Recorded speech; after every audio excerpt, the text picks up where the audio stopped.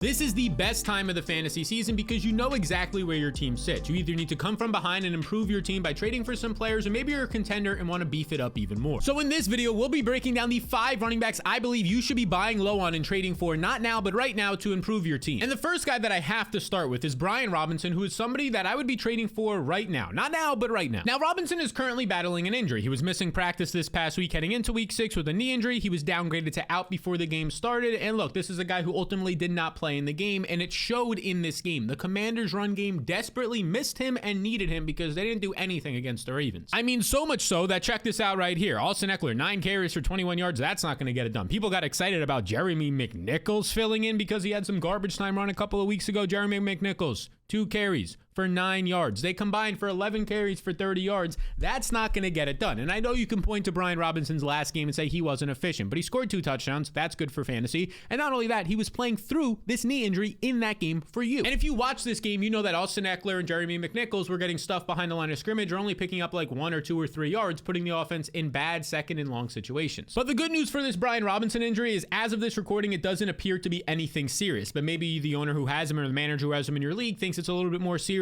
Right now, according to SportsMD Analysis on Twitter, the data currently favors Brian Robinson returning in week 7 or week 8, which means he could return as soon as this week. The practice reports this week later today on Wednesday, where they'll start on Wednesday, Thursday, Friday. Be sure to check those reports, give you a better idea on if he's going to play or not. And oh boy, if he plays this week, you got to play him. You got to play him, even if he's coming into the game doubtful, questionable. Maybe they'll say he'd be limited. Play him either way because he's facing the Carolina Panthers, who allow the second most rushing yards per play, and everybody's been getting right against the Panthers this year. Bijan Robinson, people were concerned about him. Is he splitting a backfield with Tyler Algier? Is he even good? People are like questioning these things about Bijan. Honestly, you should have seen it on the Twitter timelines. Well, Bijan comes into this game, goes over 100 total yards, picks up 2 touchdowns, goes for 25 fantasy points on the road in his get-right spot against the Carolina Panthers. So the matchup for Brian Robinson, if he returns as soon as this week, is ideal, and it means you're probably not going to be able to trade for him ever again after this week. And honestly, he's been one of the best fantasy running backs on the entire year. But odds are your league mates don't view him that way. Look at Brian Robinson right here. He's currently averaging about 5 yards per touch. He's 13th in broken tackle rate, 8th in overall broken tackles. His breakaway run rate is the best of his career right now at 5 breakaway runs on the year, ranking top 5 in the NFL entering week 6. The dude is averaging over 16 touches per game and has been a top 12 running back so far in fantasy this year. And not to mention, this Commanders offense, yeah, it looks legit with Jaden Daniels, which is only going to lead to more sustained drives, more touches for Robinson, and red zone usage. And we've already been seeing that this year, where through just 5 games, again, he missed the game in week 6 and he played 1 game limited in week 5, he still ranks top 10 in red zone usage on the season. These are the cheat codes for running backs. The running back cheat codes are your ability to catch passes. Maybe that's not as much Robinson's game, but have a good red zone role, and that's what he's having in a solid offense. And just to make you aware of this, while you're going out there and trading for Robinson, I just did in the Flock Fantasy League. We have a whole separate YouTube channel, the Flock League, where we're basically doing like a remake of the league, a reality show around fantasy football. I just traded for him in that league, and I'm feeling good about it. Look at this so far in the season. Look at all of his finishes right here. A top 25 finish every single week, 10 or more fantasy points every single week, and 4 out of 5 games, he's given you at least 14 fantasy points. Right now, based on the state of all players, the injuries going on the running back position, you take that week in and week out. So he's been consistent, he's been efficient, and now he gets a great matchup if he's able to return in week 7. Now is the time to buy Brian Robinson. And now is also the time, we discussed this last week, but Isaiah Pacheco, I think it's time we really start taking it serious that this is the time to buy low on him before he returns in a couple of weeks. Look, I get it. Right now, if you're looking at his competition, Kareem Hunt's coming out of the bye week. Kareem Hunt looked great for over 100 total yards in terms of fantasy production in that primetime game against the Saints in week 5.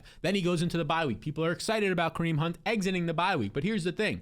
I think you could be excited about Kareem Hunt for 1 or 2 more games. I think he's a trade-away player because Isaiah Pacheco is soon to return. And if you have Kareem Hunt, you probably get a lot for him. His last game, again, he had 28 touches. He had 120 total yards. He had a touchdown. He goes for over 20 fantasy points. He's going to head into this week for the Kansas City Chiefs in a solid matchup. I don't think it's a bad matchup for him. And he's going to look like a top 20, maybe even a top 15 running back. But let's not forget that Isaiah Pacheco was looking like, after week 1 of the NFL season, his only healthy started and completed game, he was looking like a top 10 running back and way more dynamic, explosive, and a better pass catcher than Hunt. And now, according to my friend SportsMD Analysis on Twitter, again, if you're not familiar with his content, be sure to follow him over there. He's a Harvard-trained surgeon, a sports surgeon, so this is somebody that you can, trust their opinion. He believes that he leans towards Isaiah Pacheco returning in week 10. There's going to be a slight dip to some of his stats for a couple of weeks, but obviously that's just him getting ramped up off of this serious injury. Week 10, people, we're in week 7 right now. That means you're less than a month away from Isaiah Pacheco returning. If you're somebody who's a contender, if you're at least 2-4, 3-3, whatever ever a winning record, you should be buying low on Pacheco because people don't value him at all right now. And as I briefly touched on earlier, remember Isaiah Pacheco in week 1 where he saw 80% of the snaps, where he earned 79% of the rush attempts, and in this game he actually earned 88% of the backfield carries when you take out the wide receiver and quarterback carries. 71% of the routes we were concerned with Samaje Perine. Remember that? Remember the times that we were concerned about Samaje Perine, them signing him before the season? Yeah, that does not seem to be an issue for any of the running backs in this backfield right now, and it won't be for Pacheco when he returns. So assuming you have at least 2 wins right now, which is the majority of people watching this in fantasy, you should be trying to buy low on Isaiah Pacheco. And a lot of people will ask me, yeah, but who do I trade for him? Well, that's why I made my trade tool, the top 150 rest of season rankings. These are the rest of season rankings from last week. This week's will be sent out to over 20,000 people later today. By the time you're watching this, they're probably already out, and it'll just basically show you the values. The higher the rank, the better that they are the rest of the season, and you should be targeting those guys in trades instead.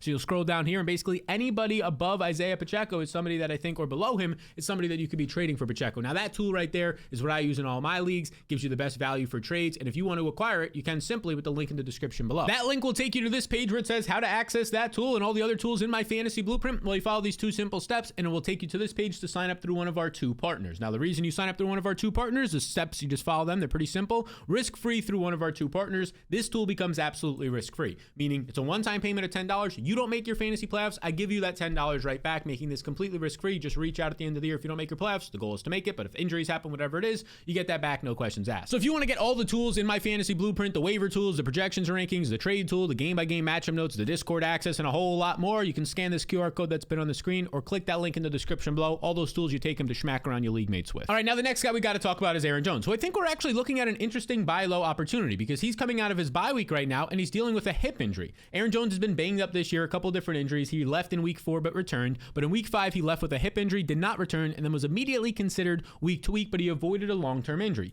Well, this was a good timing to have this injury because in week 6 he had his bye. So week to week normally means you're probably missing like 2 to 3 weeks. Well, he had his bye week, so that's one of them. Maybe he misses this week. That would be like worst case scenario, I think. And honestly, if he does miss this week, it's a good week to miss because he's facing the Detroit Lions. The Detroit Lions, who, yeah, I know the Vikings are coming out of a bye week. They should be fully healthy and ready to go, but the Detroit Lions ranked top 5 in run defense. They did lose Aiden Hutchinson, but overall still their interior of their defensive line is great against the run. So if there was a game to miss, it's probably the game where Aaron Jones would have put up a stinker anyways against the Lions. Look, I think it's the perfect time to buy low on Aaron Jones, who hasn't put up a relevant fantasy day in 3 weeks, and if he misses this week, it'll be 4 weeks due to that injury in the bye week. The person who has him in your league might be desperate just to get somebody who's going to put up points for them at this point. They might be frustrated, but if you look at the first 4 games of the season, Aaron Jones was a top 5 running back in success rate and overall production. Check this out. First 4 games of the year before the injury, 18.6 fantasy points per game. This also includes week 4 where he left for like a drive or 2 due to another injury. He's averaging 20 touches per game between his rush attempts and his receptions according to RotoViz, and 4 receptions a game. Again, this is top 5 running back usage, top 5 production, top 5 efficiency. When you look at success rate, everything is clicking for Aaron Jones in a quality offense behind a good offensive line. He's just hurt right now. So we talked about it in the waiver video this week for the running backs. Be sure to check that out, the running back and wide receiver waivers. But Ty Chandler is a nice fill-in for this week. It is a tough matchup if Jones was to miss. But if we're talking rest of season, of course you still want Aaron Jones. Again, they said he avoided a long-term injury, and he could be back and ready to go as soon as week 8 for his normal full-time workload that looked like he was week in and week out a top 5 to top 10 running back. Look how good he's been this year. I know he's approaching 30. I know he dealt with a lot of injuries last year. Those are all our concerns, but that's not really the point that we're talking about right here. He's going to return. We can buy low on him and take advantage of all those negatives against him in the past. This dude is averaging nearly 6 yards per touch this year. That's just insane. It's top 5 in the NFL right now. And he currently ranks 5th in breakaway runs this year, despite leaving week 4 for some time, week 5 early, and then having a bye. He's still top 5 in explosive run rate of 10 plus yards. The usage is phenomenal for him. We know he's getting the cheat code usage. He ranks 13th in running back targets, again, through just 4 games. If you look at just through those 4 games alone, he was actually top 5 in running back targets. He's still top 5 in red zone touches. So we mentioned the cheat code usage earlier. We're talking for running backs, your targets and your receptions, or your red zone targets and your red zone usage. There we go, people. Sorry, I was in the, let's pull it up right here. I was in the ER this morning, so we're a little bit tired. But don't worry, all is well. He is getting those cheat code usage, right? Let's get it right here. The red zone touches and the targets. And look, on a per game basis, he's top 5 in those metrics. And the dude's going to continue to see efficient runways because this guy's on his team. You know who this guy is? Yeah, the best wide receiver, most likely, arguably, you can say whatever you want, Justin Jefferson. He's up there. And when he's out there, teams have to focus their coverage and defense on him, which means oftentimes you see a softer box for a guy like Aaron Jones. And now Jordan Addison is back. And TJ Hawkinson is ramping up to come back as well. So they're not going to be as much attention on Jones because they have to put it to those other resources in the Vikings receiving game, meaning easier lanes for Aaron Jones to run through. And if you look at the schedule, okay, let's say he misses this game, which again, he could return for this game, so trade for him now. Then look at the schedule after that. Unbelievable matchups against the Rams, against the Colts, against the Jaguars. Those are 3 of the bottom 5 run defenses in the NFL, depending on the efficiency metrics you look at. Unbelievable spot for Aaron Jones. He's somebody that you should be adding, not now, or not adding, I wish you could add him, trading for, not now, but right now, because that schedule is so good, his injury is not serious, and I think people have a little bit lower of expectations in stock on him right now because of the past couple of weeks. Now, this next guy whose stock is on the rise despite playing a bad game in week 6 in London is Tank Bigsby, and look, he had as bad of a game as you could have. We'll pull it up right here for Tank Bigsby. Due to the bye weeks, I was forced to start Tank Bigsby in 2 leagues, and obviously this did not pay off for me in a tough matchup in London against the Bears. It was never going to be a good spot, but 7 carries for 24 yards isn't going to get it done. Has no catches, by far his worst game of the season since he's been healthy. He came crashing down to earth, but here's the thing. There was a lot more to this than just Tank Bigsby having a bad game. We have to add the context to what happened to the Jaguars in London. First off, we got the news during this game that Travis Etienne suffered a hamstring injury. He also fumbled and never returned, and then later on in the week, we got the updated news right here, according to Underdog, that Travis Etienne's now week to week with a hamstring. We're talking hamstring injuries. Hamstring injuries are a minimum 2 weeks for like a running back or receiver to come back from, so he's definitely missing this next week, probably the week after that, and maybe even more in the future. So that helps Tank Bigsby in terms of seeing a larger role. And then there's the fact that the Jaguars just got blown out in this game. There wasn't the opportunity for Tank Bigsby to see a lot of carries, and he's not the guy who catches passes. He's not a pass catching running back, so he's not going to be out there a lot for those blowout game scripts, which again is a concern, but that's just the guy he is. Instead, we saw a larger role for D'Ernest Johnson, who ran 56% of the routes. He's more of that pass catching running back when you play from behind. He played 57% of the snaps, but this is skewed. This is highly skewed because we can pull up right here. D'Ernest Johnson was on the game and was in the game during garbage time. You can see the final drive when Mac Jones and the backups are in. D'Ernest Johnson is carrying the ball for no gain. Now, D'Ernest Johnson, don't get me wrong, he did play in the first half once Etienne got hurt, but he wasn't the primary running back. Not this guy who you can see right here, like we showed on Fantasy Life, is seeing 57% of the snaps. No, when the game was close in early down situations, it was still Tank Bigsby, and that is very important because I think some people are going to think now D'Ernest Johnson's in a 50-50 backfield when he's not. So either way, the box scores in this game of just 2 points for one Tank Bigsby. D'Ernest Johnson having a lot more usage, especially in the passing game, might have some people thinking like Tank Bigsby is no longer fantasy relevant, but honestly, it couldn't be further from the truth. Because as I mentioned, this past week against the Bears, a tough defense, this team loses by 20. They're trailing by 2 to 3 scores for the majority of the second half. It was a blowout game script, which doesn't favor Tank Bigsby, but as soon as this week, he's going to get a much better game script. On paper, he's a favorite again. He's not at home. He's in London again, but he's a 5.5 point favorite, which is rare for the Jaguars this year against the Patriots and the rookie Drake May. So he's a 5.5 point favorite, which more times than not means that your team's going to win, or at least play in a close game, play from ahead at times in this game, which is going to help Tank Bigsby earn probably 15 plus touches in this one. And he gets to face New England, who has a bottom half of the league defense and just allowed Joe Mixon to be the running back 2 on the week this past week and allowed Dameon Pierce to score a 70 plus yard rushing touchdown. And beautiful people, let's not forget how good Tank Bigsby has been this year just because one game in London in a tough matchup. He still ranks on the season number 1 in juke rate, broken tackle rate. He's breaking a tackle on 46% of his carries. Breakaway run rate as well, your explosive runs of 10 plus yards. It's number 1 in the NFL on the amount of his carries that go for 10 plus yards. This dude is dynamic. He's explosive, and now Travis Etienne is hurt in a good matchup this upcoming week. Go buy low on Tank Bigsby. If he's somehow available on your waivers, add him. And then you need to buy low on Josh Jacobs, who seems to be the player that's like consistently in this video this year as a buy low, because look, he's had some big performances. He literally has a 150 yard game, multiple 100 total yard games on the year, but he just hasn't found the end zone enough to have one of those like breakout 30 point performances that makes him untouchable in trades. And honestly, the perfect example of this was this past week. Once again, in a nice matchup against Arizona at home, sees a strong role, 18 carries, 3 receptions between his rushing yards and his receiving yards. He has 90 total yards on 21 touches. He gets 12 fantasy points though because he doesn't find the end zone. Like, that is just the perfect sum up of how Josh Jacobs' season has been. In terms of PPR formats or half PPR, he's been stable, getting you 80 to 90 to 100 plus yard performances, but he's not finding the end zone enough, at least right now. But at least he's putting to rest some of the rumors a couple of weeks back when Emmanuel Wilson saw some more runs, scored on a long touchdown, put up 16 fantasy points, and got some run later in the game when it was a blowout. A lot of people are like, oh, now it's a split backfield between Emmanuel Wilson and Josh Jacobs. Nah, that's not true. Because as you can see over these past 2 weeks, according to Fantasy Life here, he's played Josh Jacobs 74% and 64% of the snaps. He's seen 66% and 53% of the rush attempts. And also this past week when he saw 64% of the snaps,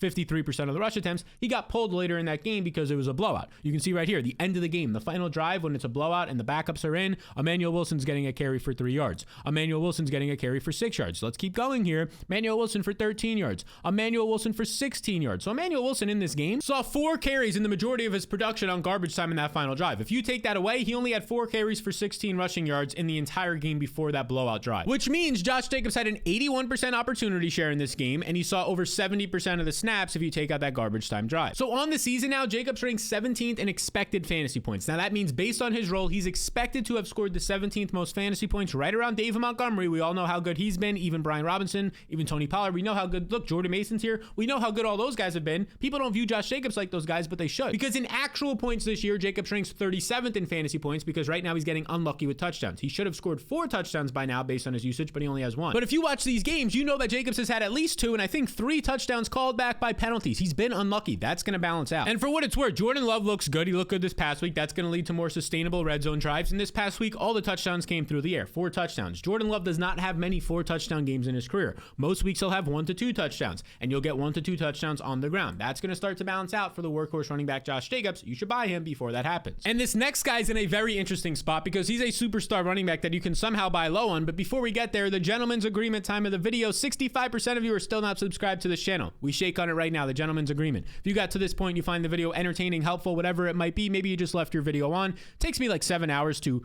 research, record, edit, put these videos up. And all you got to do for payback in return is just hit that subscribe button. It goes a really long way. It honestly, truly does. I appreciate you all a ton. So if you can hit that subscribe button, gentleman's agreement, let's get on with the video. Appreciate you. Now that superstar running back I was alluding to earlier is Jonathan Taylor because I think it's an interesting spot to send a trade for him. And now look, here's the thing. If you're 0-5 or 1-4, you're probably not trading for Jonathan Taylor. He might miss another 1 to 2 weeks, maybe at most, but 1 to 2 more weeks with his ankle injury. But if you have at least 2 wins, if you're 3-3, if you have a winning record, go get Jonathan Taylor right now because he's currently dealing with a high ankle injury. But as you can see right here, according to SportsMD analysis on Twitter, the data favors a week 7 to week 8 return. He's slightly leaning to week 7 if he practices on Wednesday or Thursday. So again, check the practice reports this week. Even if it's not a full participation, but a limited participation, that's a good sign that Taylor's going to return in week 7 or at the latest week 8 from this high ankle injury that he's already missed 2 games with and has not, as of this recording, yet practiced the past 2 weeks. So either way, Jonathan Taylor is a target, but especially if he starts to not practice this week, then you can get him for really cheap because the fantasy manager in your league who has him probably spent a first round or early second round pick on him, which means the past 2 weeks, they've been desperate. They don't have a top scorer in their lineup, a guy who's getting them 20 points. And you should be that person that goes out there and goes ahead and says, yeah, I'll buy low on him and give you some guys you could actually start in your league. Because we know once Taylor returns in 1 to 2 weeks, he's going back to a full-time, one of the top 3, if not the best running back role in the NFL because Trey Sermon's basically a fullback. We've been over it. He's not good. You can drop him in your fantasy leagues even when Jonathan Taylor is out. Tyler Goodson is an explosive player, can catch some passes, has a little bit of burst, but really I don't think he can handle a full workload. Jonathan Taylor only gave up 3 carries to Trey Sermon before his injury. It was a dominant role. Honestly, maybe Saquon Barkley, maybe Kyren Williams. Other than those guys, it was Jonathan Taylor in terms of the most dominant workload in the NFL. And I mean, the numbers back it up. According to Player Profiler right here, we'll scroll down to it. Let's scroll on down. Look at this. In his games this year, he's ranked 3rd in running back snap share, 3rd in opportunity share. He's seeing 88%. This is an insane number. 88% of his team's backfield carries plus targets. If this end of the year was to happen, 88% would be the #1 rank amongst running backs the past 3 seasons. And it's not just a big workload. He's been productive. So far this year, Taylor is averaging 5.5 yards per touch and ranks top 3 in explosive runs. And boy, oh boy, once he comes back, it's going to be some good schedules. The matchup against the Texans, a definitely winnable matchup. The matchup against the Vikings is a little bit tougher, but then look at this. He gets a matchup against the Bills, probably the best matchup in football right now for running backs. And then the Jets, we just saw this past week, Ray Davis goes off against them. That's a good matchup. So Jonathan Taylor has nice matchups, has a great workload, and he's only going to miss another 1 to 2 weeks. Now is the time to buy low. And you should also buy low on Achane, who's probably only 1 week returning or 1 week away from getting back to his former self of being an RB1 in fantasy because Tua is expected to return. Now, Achane, before his bye week, this is a guy who left the game early with a concussion, did not return, then he went on his bye week, so he really hasn't given anybody good fantasy points now in what seems like 4 to 5 weeks since Tua got hurt. And what makes matters worse is that in week 5 before the bye, we saw guys like Jalen Wright fill in and look really good on the ground. Raheem Mostert had almost 100 total yards, and they looked like the Miami offense was actually getting their legs under them with Mike McDaniel and their quarterback Tyler Huntley, and it was just a shame that Achane could not participate in that, and then he went into the bye week with an injury. But that injury was a concussion. He should be fine coming out of the bye. It's different for everybody. Just look at Malik Neighbors. He's now missed 2 weeks, but Achane is currently trending to play in week 7. And as of right now, Tua is expected to return to football this year. It won't be in week 7, but we're trending to see him back in week 8. And if that's the case, you're getting Achane back with his former quarterback, who he was good with to start this year. Let's just remind you just how good he was. He was a number 3 running back in week 1 with Tua when this offense was humming with him. Number 2 with Tua starting and leaving that game early. So a top 3 running back in those weeks.